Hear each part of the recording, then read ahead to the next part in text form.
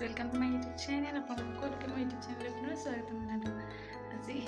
समय उठिसे 3टा बजिसे 3टार आगते उठिलो अलप इतना भात पानी रेडी कर लो भात प्राय हो गल आहक आज भिडिओ आरम्भ करूँ मेहंदी जे लगाइছোঁ इमान कालार নহয় भात बनाई आसो भात होवाলৈকে ভাবিছিলো বাসনখিনি সামৰি দিও কাৰণ ৰাতিয়ে মই গোটেই বাসন ধুই থৈছো সামৰা নাই এতিয়া এখিনি সামৰি পাকঘৰটো সাফ চিকুণ কৰি থওঁ ৰাতিয়ে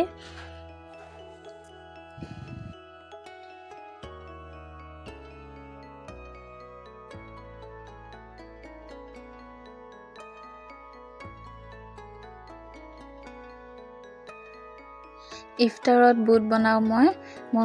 माने डेली और इफ्तार समय बुट लागे आमार घरत हे मैं सेहरी समयते भिजाई थई दिउ इतिया या बुट अलप लइसु धुनियाকৈ धुई তিয়াই থৈ দিম सेहरी তিয়াই থলে মানে বুটখিনি ধুনিয়াকৈ ভিজি উঠে आमार घरत बुट নহলে মানে নহবই আৰু ইফতাৰৰ সময়ত এনেকুৱা অৱস্থা এতিয়া ভাত হৈ গৈছে ভাবিছো পাতি পাৰি ভাতখিনি ৰেডি কৰি দিও এহেতেকো মাতিলো উঠিবলে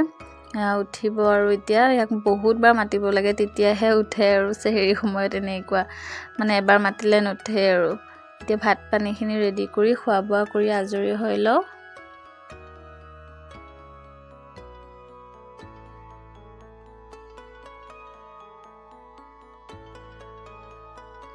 খোৱা বোৱা কৰি আজৰি হলো এতিয়া আজান দিয়া নাই আজানৰ অলপ সময় আছে তাকে ভাবিছো কাপোৰখিনি সামৰি দিও কালি ৰদৰ পৰা আনি থলো এলাহ লাগিলে ইমান কাপোৰবোৰ তেনেকৈ থাকিলে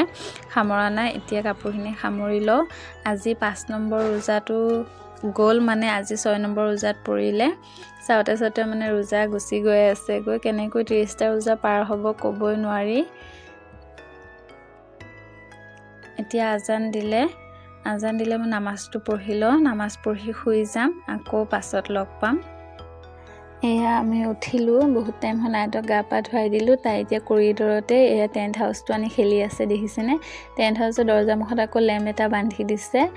এয়া ধুনিয়াকৈ হেতে খেলি আছে লগৰ দুজনী মানুহ আছে ৰাতি নামাজ পঢ়িলো পঢ়ি শুই গলো পাছত উঠাৰ পাছত বহুতখিনি কাম বন কৰিলো কিন্তু ভিডিও বনোৱা নহলে মানে দেখুৱা নহলে আপোনালোকক তাৰ পাছত গাটো মোৰ ইমান বেয়া লাগিলে বহুত টাইম শুই থাকিলো এতিয়া উঠি আহিছো ইফতাৰৰ সময় হবহি হোৱা নাই মানে সময় আছে বাৰু এতিয়া মই জাজুগাৰলৈ আহিলো তে ইফতাৰত আজি মই খিচিৰি বুট আৰু সুজি বনাম দিয়া সুজি ৰেচিপিটো আপোনালোকক অলপ দেখুৱাও ভিডিওটো চাই থাকিব এয়া সুজি লৈছো এটো বাটিৰে বাটি কাৰণ বাটিত লৈছো মই মানে পৰিমাণ হিচাপে লৈছো আৰু বনাবলে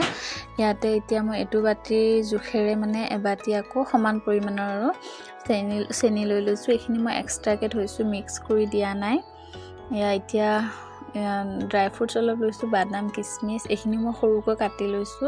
আৰু তেজপাতখিনিও সৰুকৈ কাটি লৈছো কিয় সৰুকৈ কাটিছো এটো আপোনালোকক মই পাছত কম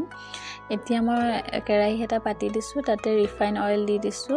ৰিফাইন অইলতে এতিয়া গৰম হোৱাতে মই তেজপাত দি দিছো তেজপাতখিনি অলপমান ভাজা হলে তাতে সুজি দি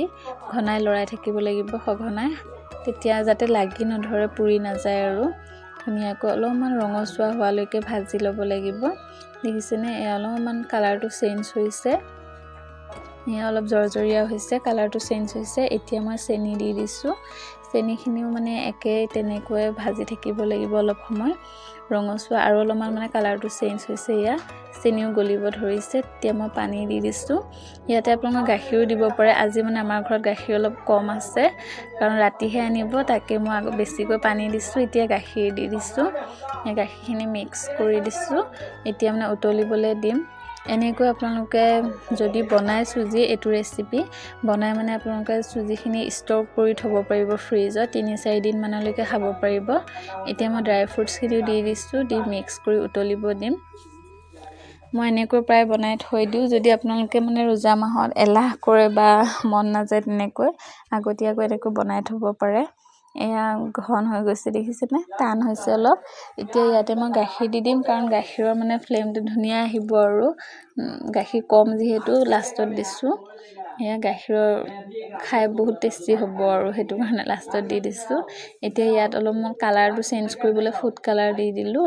কালাৰটো চেঞ্জ হলে দেখিবলৈ ভাল লাগে যেহেতু মই তাকে অলপ ফুড কালাৰ দি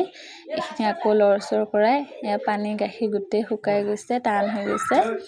এতিয়া এইখিনি মই কাঁহী এখনত উলিয়াই এনেকৈ সমান কৰিলোঁ। সমান কৰি ফ্ৰিজত দি থ'ম। এয়া ফ্ৰিজৰ পৰা উলিয়ালোঁ। উলিয়াই এইখিনি মই চুৰিৰে কাটি ল'ম। আপোনালোকে নিজৰ মৰ্জি অনুসৰি কাটি ল'ব পাৰে। মই অলপ বৰফি ষ্টাইলত কাটি লৈ আছোঁ। কাটি